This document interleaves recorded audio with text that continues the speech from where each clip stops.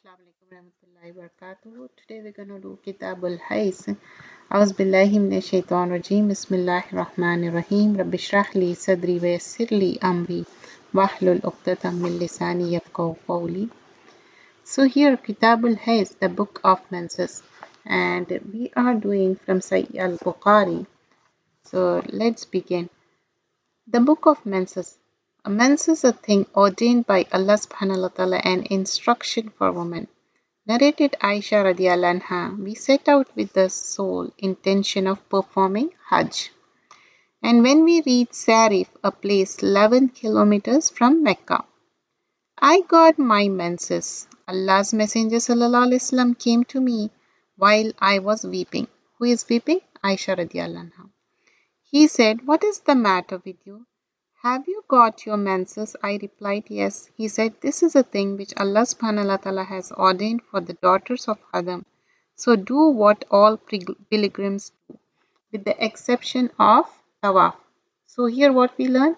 Do everything except tawaf, not to do the tawaf. Round the Kaaba. Aisha radiallahu anha added, Allah's Messenger sallallahu alaihi wasallam sacrificed cows on behalf of his wives. And what we learn? He sacrificed cows on behalf of his wives. The washing of the husband's head and combing of his hair by a menstruating woman or menstruating wife. Here, there are some cultures in which people they have some misconception, and especially like not only in Hindus, Jews, Christians, they don't allow women during period in the kitchen and some area. Right now they don't do it, but few years back they have this kind of concepts. Maybe now they might have changed somewhat, but some of the cultures still they do it. The washing of the husband's hand and the combing of his hair by menstruating wife. Narrated Aisha radiallahu anha, while in menses, I used to comb the hair of Allah's Messenger sallallahu alaihi wasallam. Narrated Aisha radiallahu anha, when the Prophet sallallahu alaihi wasallam was in the mosque in the state of itikaf, he would bring his head near her and in her room, and she would comb his hair while she used to be in her menses. So here, when Rasulullah sallallahu was close to the wife, even when they are in the period, to recite the Quran while lying in the lap of one's own menstruating wife. Reciting somebody Quran, and you can sit closer to them. That's what it's mentioned here. And Aisha radiallahu anha narrated, Prophet sallallahu alaihi wasallam used to lean on my lap and recite the Quran while I was in period. So here in this hadith we learn that Rasulullah sallallahu was leaning on her lap and doing the Quran, reciting the Quran. Using the word nifas for menses. Narrated Salama radiallahu anha, while I was lying with Prophet sallallahu alaihi wasallam under a single woolen sheet, I got period. I slipped away and put on clothes for period. He said, "Have you got nifas, menses?" I replied, "Naam, yes." He then called me and made me lie with him under the same sheet, even though she was going through a period and they were lying in the same sheet. Fondling a menstruating wife. This is important, but there are certain limits you have to take care of, because don't cross the limit. And whatever Allah has ordained us, it is good for us biologically, because when you discover the things, when you cross the limits and do the things which you are not supposed to do during the period, and you end up with a lot of trouble. Fondling a menstruating wife. Narrated Aisha radiallahu anha, the Prophet sallallahu alaihi wasallam and I used to take a bath from a single pot while we were in Junub. During the menses, he used to order me to put on an izar, dress worn below the waist. What is izar? The dress which is worn below the waist. And used to fondle me.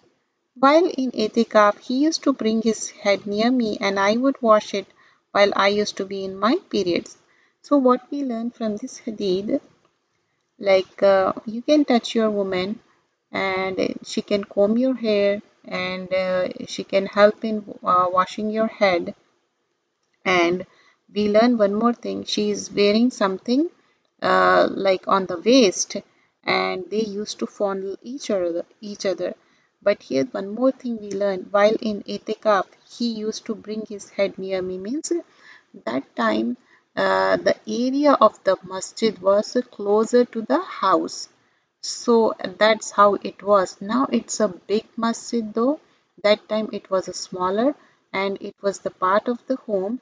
So he used to bring his head closer to Aisha radiallahu anha, and she used to wash his head. And even though he was in itikaf, and being in itikaf, and you know how he or she used to, not only Prophet sallallahu alaihi wasallam, how he used to absorb it, also ummahatul mu'mineen, they have the control over their feelings.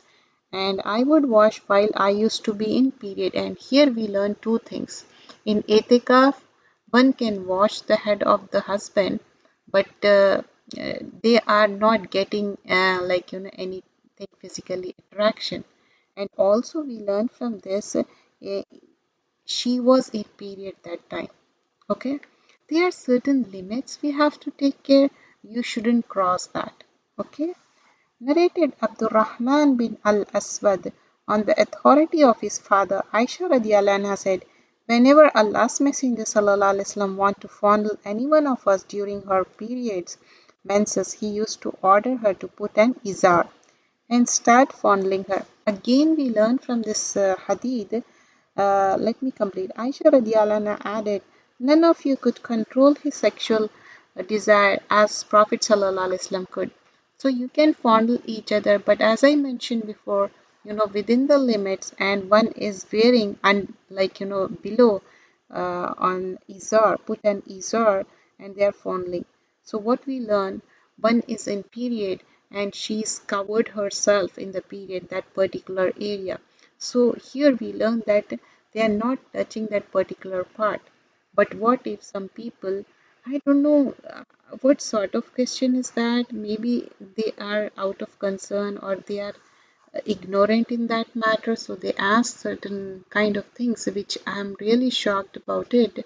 Like they ask when they are in period, are they supposed to touch that part? And one is going through isa, like pain, and woman is already going through pain, and in that you don't have to touch that part. I'm talking about woman private part, because she is going through a lot of pain. It's not an easy for her, and that will make more sore to her.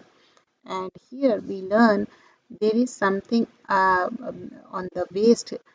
She's wearing something. It means you can fondle each other, but not crossing the limits, not touching that thing. I hope it clear the matter. A menstruating woman should leave observing Som fast. Narrated Abu Sa'id al-Khudri radiallahu anhu, once Allah's Messenger sallallahu alaihi wasallam went out to Musalla to offer Salah prayer of Eid al-Adha or Al-Fitr prayer. Then he passed by a woman and said, O woman, give alms, as I have seen that majority of the dwellers of hellfire were you women. They asked, why is it so? Allah's Messenger sallallahu alaihi wasallam, he replied, you curse frequently and are ungrateful to your husbands. I have not seen anyone any more deficient in intelligence and religion than you. A cautious, sensible man could be led astray by some of you. The woman asked, O Allah's Messenger sallallahu alaihi wasallam, what is deficient in our intelligence and the religion? He said, is not the witness evidence of two women equal to one? They replied in the affirmative. He said, this is the deficiency in your intelligence, isn't it? True that a woman can neither pray nor fast during her menses period.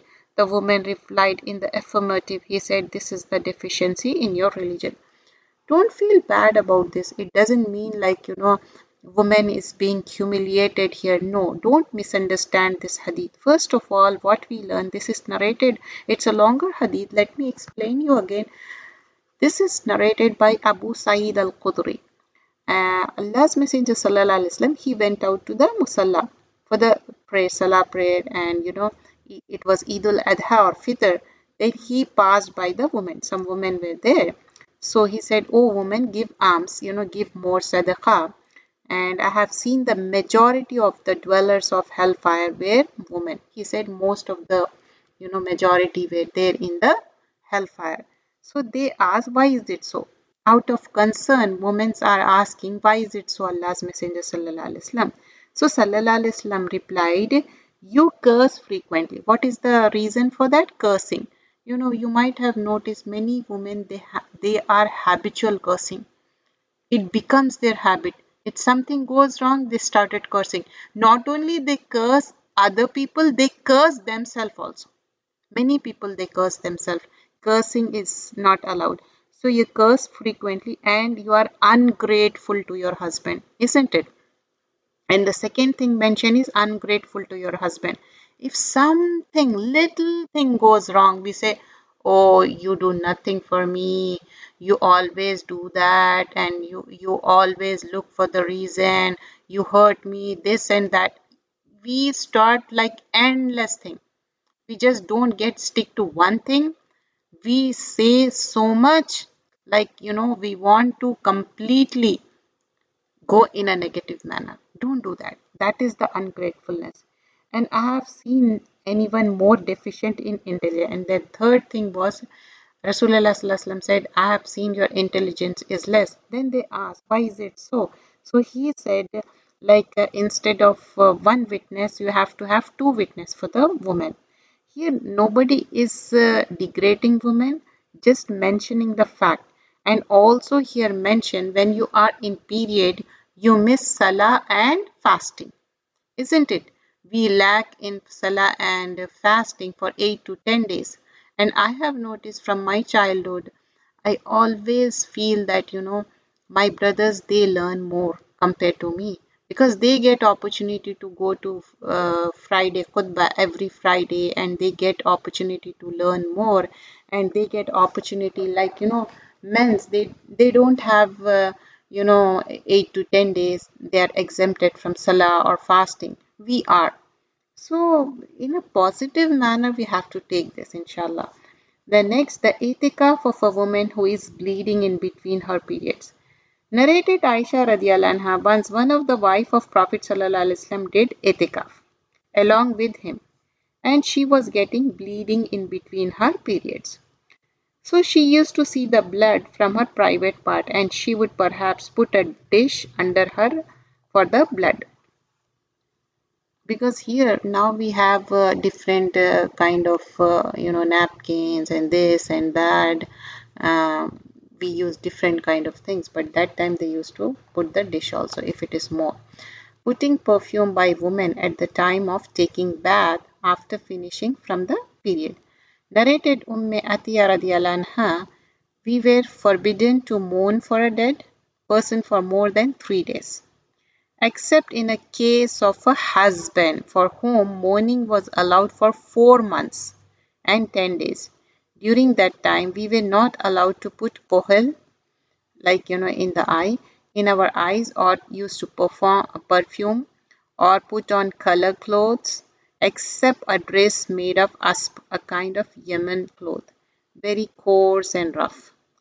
We were allowed to use kast asfar, a very light perfume, at the time of taking bath after menses, and also we were forbidden to go with funeral procession. So here, mention about this is narrated by Atiya radiallahu anha. First, forbidden to mourn for a dead person more than 3 days, for person, except a case of a husband for whom mourning was allowed for 4 months and 10 days. For a widow, talking about a woman whose husband passed away, how many days she has to take care of? 4 months and 10 days. A woman should rub her own body thoroughly during a bath after period, because you have gone through all the najas and now you have to clean it. Narrated Aisha radiallahu anha, a woman asked Prophet sallallahu alaihi wasallam about the bath which is taken after finishing the period. Prophet sallallahu alaihi wasallam told her what to do and said, purify yourself with a piece of cloth, scented with musk. The woman asked, how shall I purify myself with it? He said, Subhanallah, purify yourself with it. I pull her to myself and said, rub the place soil with the blood with it. Just cleaning the private part. The combing of head hair by women on taking a bath after finishing from period. Narrated Aisha radiallahu anha in the last Hajj of Allah's Messenger sallallahu alaihi wasallam, I assume the ihram for Hajj along with Allah's Messenger sallallahu alaihi wasallam. I was the one who intended tamattu to perform Hajj. That is one kind of Hajj, okay? And Umrah together with breaking, and did not take the hadi, animal for the sacrifice, with me. I got period and was not clean till the night of the Arafah. I said, O Allah's Messenger sallallahu alaihi wasallam, it is the night of day of Arafah, and I intended to perform the Hajj Tamattu with Umrah. Allah's Messenger sallallahu alaihi wasallam told me to undo my head hair and comb it. Remember, undo my head hair and comb it. And to postpone the Umrah, I did the same and completed the Hajj. She didn't do the Umrah. Remember that. She postponed it. And complete the Hajj. On the night of Al-Hasba, place outside Makkah where pilgrims go after finishing all the ceremonies of Hajj at Mina. Prophet sallallahu alaihi wasallam, ordered Abdurrahman, Aisha's brother, to take me to At-Tanim to assume the ihram. Why you go to Tanim? That is the place they assume the ihram for Umrah in of that Hajj Tamattu, which I had intended to perform. A woman should undo her head hair while taking the bath after finishing from period. When we did the Ghusl chapter, there it's mentioned you don't have to undo the hair when you are taking the shower for the janaba. Even your hair is tied, still you can pass the water, but make sure your scalp is wet. But here, a woman should undo her head hair because this is like once a month, isn't it? While taking a bath after finishing from period. Narrated Aisha radiallahu anha, on the first of Zilhajjah, we set out with the intention of performing Hajj. Allah's Messenger sallallahu alaihi wasallam said, anyone who like to assume the ihram for Umrah, he can do so. Had I not brought the hadi with me, I would have also assumed the ihram for Umrah. Some of us assume the ihram for Umrah while some assume the ihram while the other assume the ihram for Hajj. I was one of those who assumed the ihram for Umrah. I got period and kept on menstruating until the day of Arafah and complained of that to Prophet sallallahu alaihi wasallam. He told me to postpone my Umrah and undo and comb my head hair and to assume the ihram for Hajj, and I did so. On the night of Haspa, he sent my brother Abdurrahman bin Abi Bakr with me to Tanim, where I assumed the ihram for Umrah of the previous one Hisam, and said for that Umrah no hadi fasting or alms were required. So what we learn from this, you can do everything and in the previous hadith we learned you can't do tawaf if you are in period. And here we learn except the Umrah, postpone the Umrah, rest of the things you can do in the Hajj because you are in the period. But after completing your period, you have to take the shower from the head and you have to untie your hair because you have to completely wet your scalp. There is no salah prayer to offered by a menstruating woman of Miss Salah during her period. Narrated Muaz, a woman asked Aisha radiallahu anha, should I offer the salah prayer, that which I did not offer because of menses? Aisha radiallahu anha said, are you from the Huraira, a town in Iraq? We were with the Prophet sallallahu alaihi wasallam and used to get our periods, but he never ordered us to do the miss salah, but he asked us to do the whatever we miss the fasting. And sleeping with a menstruating woman, one's wife, while she is wearing her clothes that are worn during menses. Narrated Salama radiallahu anha, I was lying with Prophet sallallahu alaihi wasallam under a woolen sheet when I got my menses, and added in the quotation that the Prophet ﷺ used to kiss me while he was observing Psalm. But he used to control himself a lot. But if you can't control, please don't kiss him when you are fasting. The participation of menstruating women in two Eid festivals. Narrated Atiyah radiallahu anha, I heard Allah's Messenger sallallahu alaihi wasallam that the unmarried virgins and the mature girls and the menstruating women should come out and participate in good deed as well as invocation of faithful believers. But the menstruating woman should keep away from musalla. You should keep away from the musalla, praying place, salat prayer. Someone asked Atiyah surprisingly, do you say the menstruating woman? She replied, doesn't a menstruating woman attend Arafat, Hajj, and such other deeds? Even though they are going for other participation, but it's mustahab, like you stay away. But here, most of the people they say it's Islamic center, so you can come to the musalla. They have different kind of the lead. So I can't get into that conversation because they say it's just not a masjid, it is also Islamic school and different activities going on. Yellowish discharge is not important during the menses. Narrated Atiyah radiallahu anha, we never considered yellowish discharge as a thing of important during a non-menstrual period. This I think I mentioned before also, like yellowish thing is not a part of the period until unless brownish or red color comes.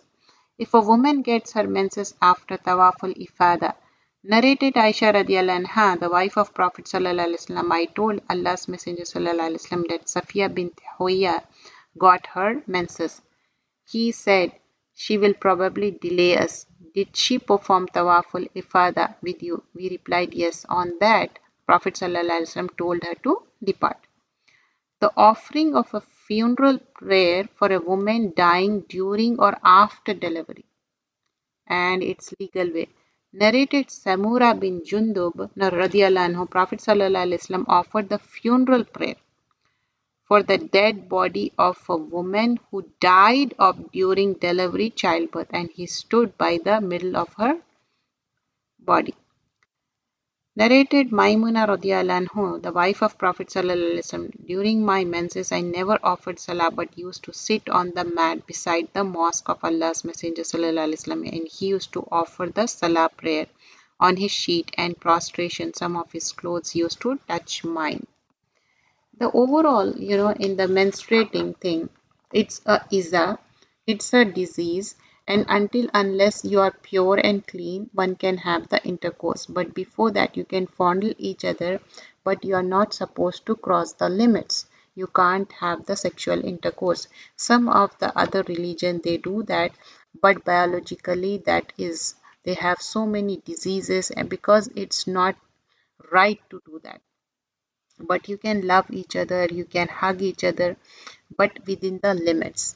And during the menstrual period, you are exempted from the salah, but you don't have to do the miss salah. There is no such thing, there is no authenticity of that thing. But about the miss fast, you have to make the miss fast no matter what. And some of the questions, let me go through that questions. Some have the question of, when you have period and it has a stain on your clothes, what they have to do, whether they can wear it again. As soon as you see the stain of the period, you can wash it, especially, when you are in weddings and you want to wear that, and when salah time comes and you want to do the salah, what if? So you have to, scratch it down, the blood, and wash it. Make sure that it's gone. That way you can uh, wear those clothes. There is nothing wrong in wearing those clothes, okay, in the period. And many people, they feel like, their period extended for 8 to 10 days. What they used to do, you have to wait up to 10 days. If it does not stop, you have to go and check with your doctor. Maybe because of some problem, some hormonal change, it will take to 10 to 12 days. And after that, you have to take the shower and you have to start your salah because there is some problem. There is some ailment or something that is not the regular period. Okay, and make sure you can identify the difference between the period actual it is period or you have some ailment. Okay, because you know your date, you know the symptoms of that, and make sure with that is the symptom, it means it is actual, it's a period. Then you have to stop your salah and you have to stop the intercourse too, and never enforce yourself. What if your date is very close by and mishap happens, you came closer and you see blood, then don't have the intimacy, don't have, I mean intimacy in sense, don't have the intercourse. As soon as you know there is a blood or you feel that, if you see spot also, you are forbidden not to do the intercourse. Please don't do that. And there are certain things, there are certain limits which Allah has bound. We have to make sure that we take care of those things. If you have any questions, especially my online students and YouTube and Facebook and other students, they can send me the questions and I will answer the questions. These were the questions which I answered. If anything, please just let me know. Jazakallah khairan kasira.